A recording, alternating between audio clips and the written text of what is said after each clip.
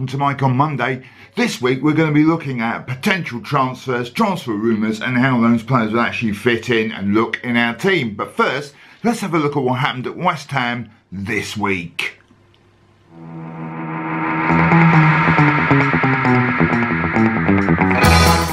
Well gang, busy week for the Hammers. 3 games in 6 days. Even those elite athletes that we have will be a tiny bit tired by the end of that, I'm sure. We played West Brom, Spurs and Shrewsbury, and but we know the scores, etc. Let's have a quick look at them one by one, but not in chronological order, in an order I prefer. For example, let's start with the away draw at Spurs on Thursday, 1-1. I would have bitten your hand off for that result if you'd offered it to me before the game. I was lucky enough to go to the game, and we were lucky to get the one, obviously. But let's find out how we achieved that away draw at Wembley to Spurs, and to find out, let's go trip over to the Mike at the Tactics Centre and see what he's got to say. Mike. Thanks, Mike. A great defensive display by West Ham, 1-1 away at Spurs last Thursday. A really titanic defensive display. Let's have a look at how we achieved that result and shut Spurs out. So just turn the camera here so we can all have a look. And this is pretty much how we set up. Spurs had 71% of the possession, though it looked more than 91% of the game, and 31 shots at goal compared to our 3, yet still it finished 1-1. And as you can see here, here's the West Ham team set up, valiantly defending against Spurs and their evil hordes we have there. There you go. There's yeah, you get the idea. And here, if we just pan around, is Javier Hernandez, incredibly isolated as the lone striker, and saw almost nothing of the ball. But that's hardly surprising given what was happening down this end. And as you can see in this demonstration, as we'll demonstrate here, no way through for Spurs and their evil hordes. West Ham, of course, going ahead with a fantastic goal from Pedro Obiang, the kind of goal that makes grown men come in their pants. Back to you and Mike over in the studio. Thanks, Mike. More brilliant tactical analysis from the Tactics Centre, I'm sure you'll agree. On the Tuesday before that game, we had beaten the second worst team in the league, West Bromwich Albion, 2-1 at home. A game which I thought they were significantly better than us for the last portions of it. They were first to every second ball, they were quicker, and it weren't for a couple of brilliant last gasp tackles by Obiang and Ogbonna and Declan Rice with a spectacularly late challenge. Declan Rice has impressed me all week actually, and we would have probably lost that game, but as it was, the one lumbering wardrobe on a forklift truck that was the first goal for Andy Gower as he glanced it into the net, and the wandering wardrobe with 2 legs, he managed to score for actually admittedly quite a tight angle to score both our goals. So West Brom, there you go, look quite used to going forward, but Andy Carroll scored twice and not very good at the back really, given the fact that he's got the top speed of something, a milk float by comparison. Do you know what I mean? He's not, for me, a key player any longer, but still, 2 goals is 2 goals, 1 on Carroll. If it weren't just the fact that the only 2 goals you've scored this season, I would probably be a bit more behind you, but never mind.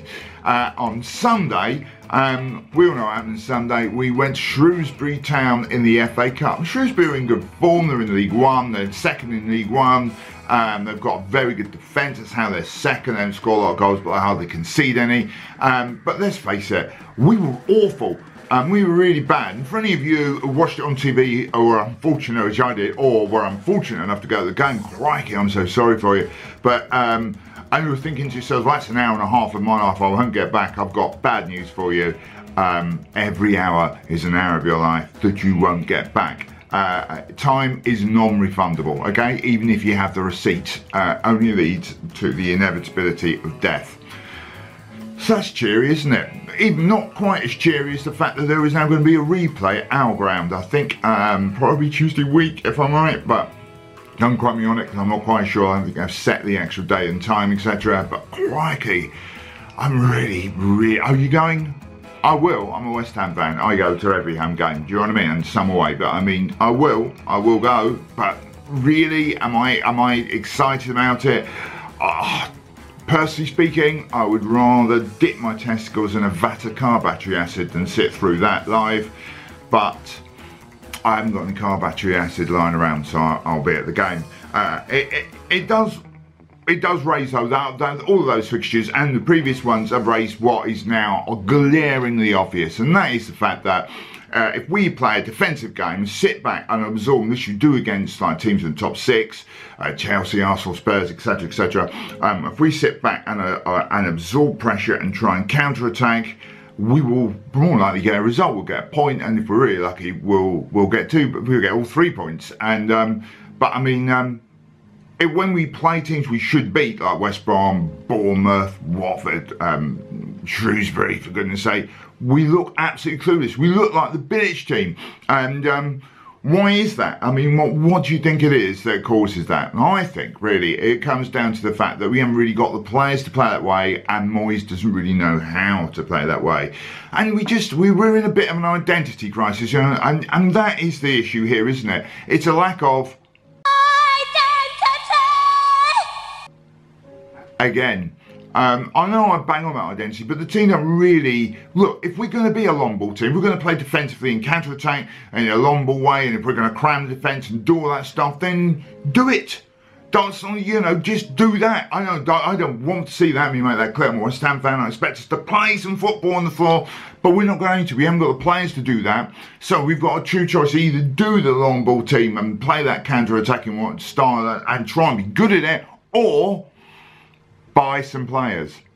And I think we all know what's actually going to happen if those are the choices given our brilliant ball. But still, we have been linked with a whole load of players, and I thought it would be interesting to look at how those players would actually look inside the team if we did get them in, and how they'd fit in with the rest of the team and how they'd look with the rest of the team. So let's have a look at Mike's transfer speculation special. Here it comes now. This is it now. Let's go. Yes.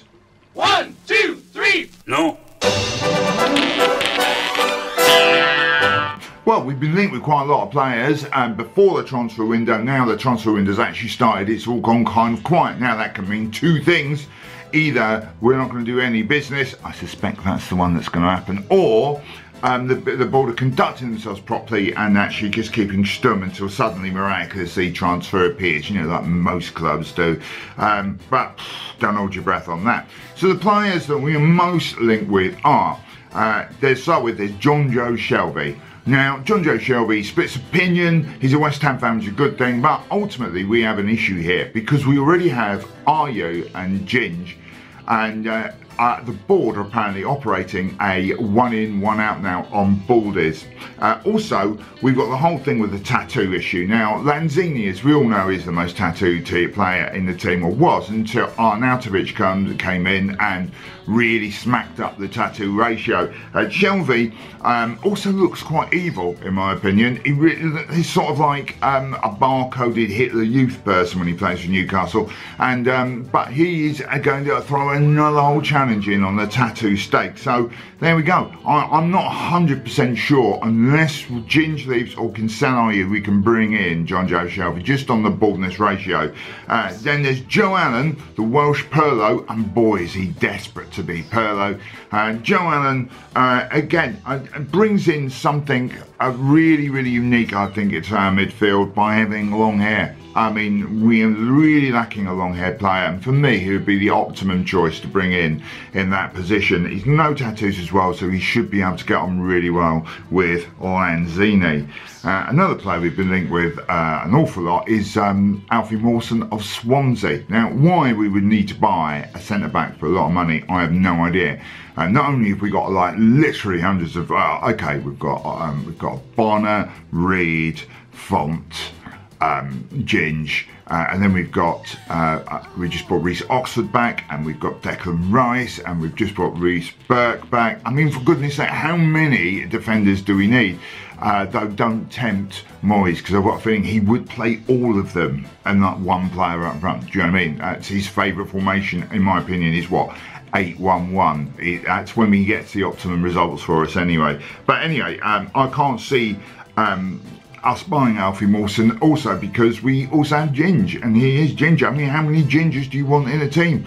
I mean, genuinely, do you really want this to go all total ginger? So if the sun should ever come out in this country, then we would lose two quite essential centre-backs at that point. Also from Swansea, we've been linked with Ki Sung-young. Now we've got a major issue with Ki Sung-young because even though he's just about to turn 29, he looks 12. And we used to have a really young player, looking young player, Manuel Lanzini. Lanzini, of course, was always the babyface one. Often when they come out with the mascots, they try and take him off with the mascots after they've done the whole intro bit because he's that small and young looking. But he's overcome that with facial hair and tattoos, as we know. So now he just looks diminutive rather than young. So we maybe do have room for a very young looking player. Whether he's any good or not at playing football, who knows? He hardly gets to play for Swansea, and they're hardly setting the world alight at the bottom of the Premier League, are they? So it doesn't really add to his recommendation to me. Etienne Capo. Etienne Capo. Sorry, I'll do it suavely. Etienne Capo. Huh? He used to look a little bit daft, now he looks alright, but he has got the name of an existentialist novelist, do you know what I mean? The sort of writer I look like I would like, you know, that sort of deep, pompous, pretentious stuff, and weirdly I do. Anyway, so yeah, we could bring him on, but Etienne Capo, would that sound good to us? Would it sound right for us? Not 100% sure. And who else we got? Oh yeah, everyone's favourite former model, Theo Walcott. He could come over with his tattoos from Arsenal. Not that many tattoos. I don't think he would really challenge the Arnautovic Lanzini access. But he would add a bit of glamour to our forward line / treatment table. So we would have him and Carroll vying for first place on the treatment table. Could add a little bit of competition for that position. And finally, who else have we got that we link with? Let's look at his notes. I think that's most of the ones I was going to talk about. So a number of players there, or some of which would fit in. None of them are in any way exciting, are they? All right, I'd like Joe Allen. I think having a Pirlo lookalike would be wicked for us. Yeah, I'd like Joe Allen, but we ain't going to get him. We're going to get someone cheap and rubbish. Personally, if we need to reinforce the midfield, oh look, by the way, we desperately need to reinforce the midfield. Listen, board, we need to reinforce. We've got 3 defensive midfielders. I mean, Noble is our most attacking midfielder. I'm not knocking Noble. I think he's played really well recently, but if that's your most attacking midfielder, the other 2 are practically defenders. And in check Quixote's state, he is a defender in midfield. He looks like it. He can't pass. He runs around a bit. He can head the ball. That is it. I mean, I don't understand why he's there. But, you know, Obiang, he can pass the ball, but from deep, you know, we need someone to go beyond that. Joe Allen would be perfect, but it's failing that. Can we just put Josh Cullen in? Because he looked all right against Shrewsbury. Okay, the highlight of the game was him having 2 teeth kicked out, poor bugger. But do you know what I mean? He looked all right. That's the end of our transfer roundup for this episode. And let's have a look now at your messages and notes and comments and all the rest of it that you've been leaving over the last few weeks. Do it.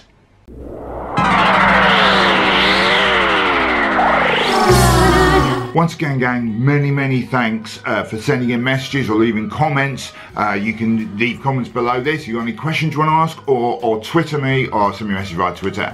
And my handle is @WHUMike. So do get in touch. And make sure you follow me on Twitter, actually, because there's going to be some competition soon, giving you a chance to win some great prizes. If you watch the show regularly, you'll be thinking, how great are the great prizes? But they might actually be something you want. So do follow me on Twitter, and we'll be doing some Twitter competitions in the next few weeks, and some competition via here, which you can answer on Twitter. You've got the idea.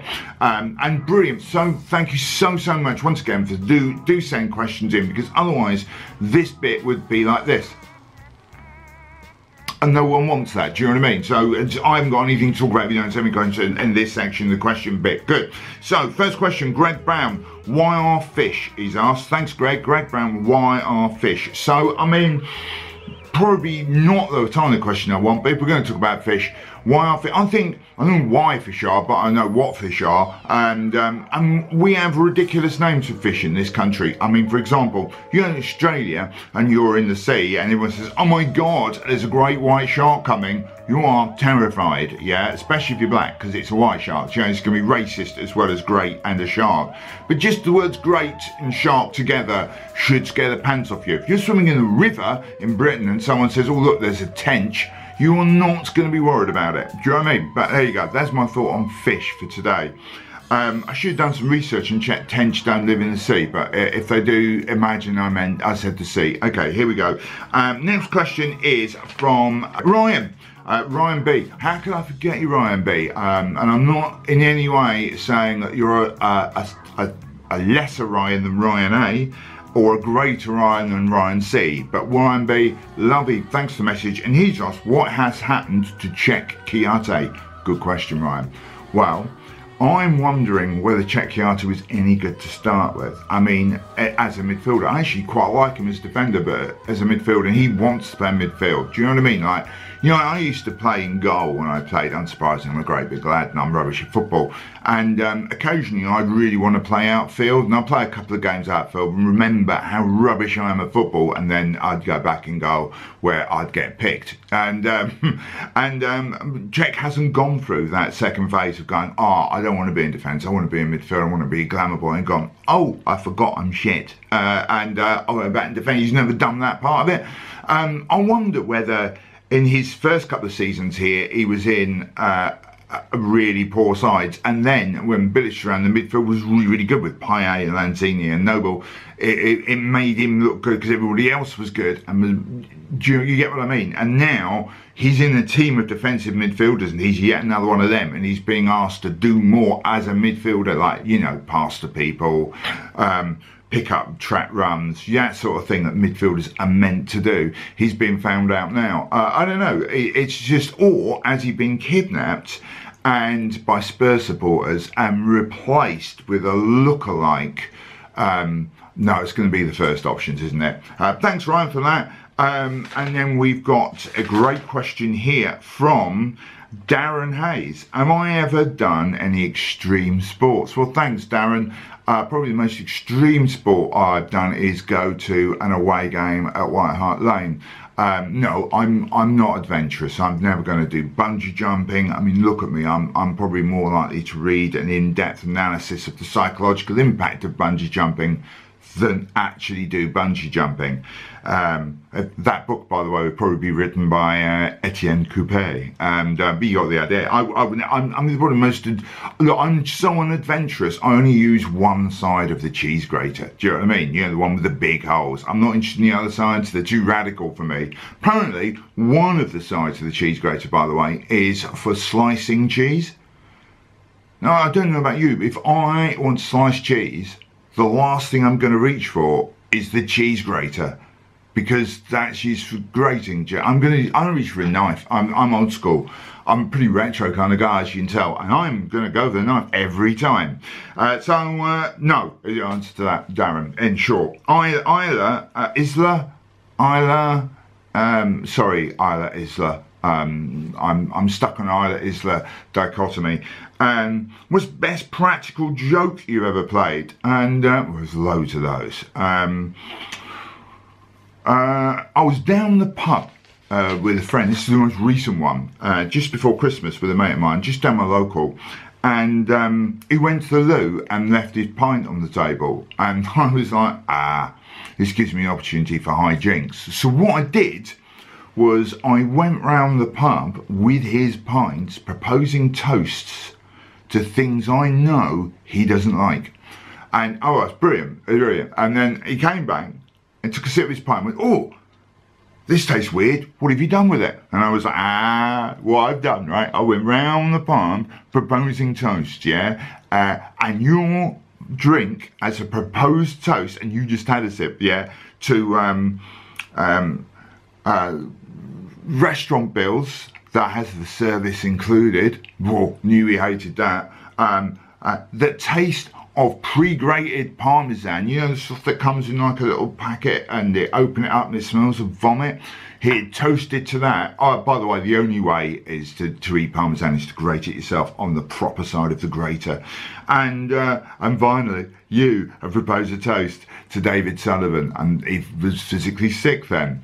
Great practical joke, great wheeze. And who else? Yeah, and Adam, thanks for this, mate. Last that question of the day tweeted me. You know, if we want to score prediction for Huddersfield, 1-1. I'm just going 1-1 with everything we do, and we'd be lucky to get 1-1. I actually think they're another example of a team we're meant to win. We won't have any identity. We won't know how to play, and we'll go up there and probably lose. If we get 1-1, it'll be a result. Trust me. And that's it for this week, guys. Thanks for watching. If you enjoyed the show, give us the thumbs up. Give it a big thumbs up. And don't forget to subscribe to both this Hammer's channel and the other one, the one which I'm also on occasionally, so do subscribe to both. And folks, please remember to leave comments. Tell me what you think. If you don't like the show, if you love the show, do leave a comment, all the rest of it, and I will see you in the very near future. In fact, I will see you next Monday for Mike on Monday. Until then, come on you Irons.